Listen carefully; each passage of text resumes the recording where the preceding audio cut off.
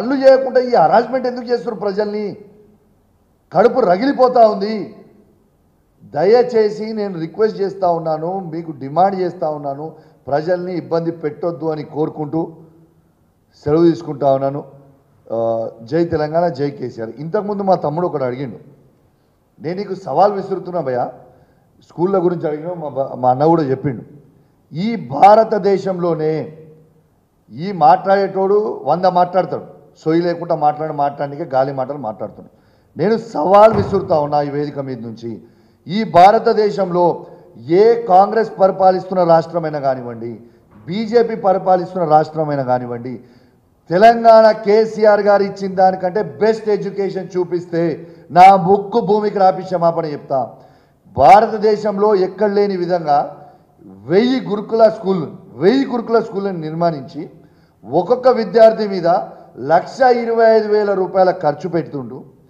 ఇలా కేసీఆర్ గారు మాత్రమే దాని ఇన్ఫ్రాస్ట్రక్చర్, నేను ఛాలెంజ్ చేసి చెప్తున్నా భయ, కమలాపూర్లో కూడా మా దగ్గర గురుకులం స్కూల్లో ఉంది. Any international school you take, either you take Indus, you take Aga Khan, you take Srinidhi international school, our NJP school is on par with any international school in this state or in this country. This is the truth of life. నువ్వు మాట్లాడంగానే ఏదో అయ్యేది కాదు కదా.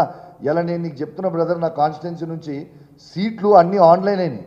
నేను దాదాపు 2000 మందికి లెటర్లు ఇచ్చిన సీట్లు ఇవ్వమని.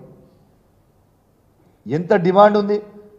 1:100 డిమాండ్ ఉంది ఇలా పరిస్థితి, ఇలా గురుకుల school. This is the truth, this is the fact.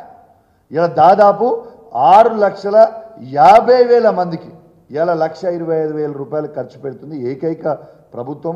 అది కేసీఆర్ గారు ప్రవేశపెట్టిన స్కూళ్ళు, రెసిడెన్షియల్ స్కూళ్ళు. ఆ పథకము అద్భుతమైన పథకం అని చెప్పి ఈ సందర్భంగా తెలియజేస్తూ ఉన్నాను.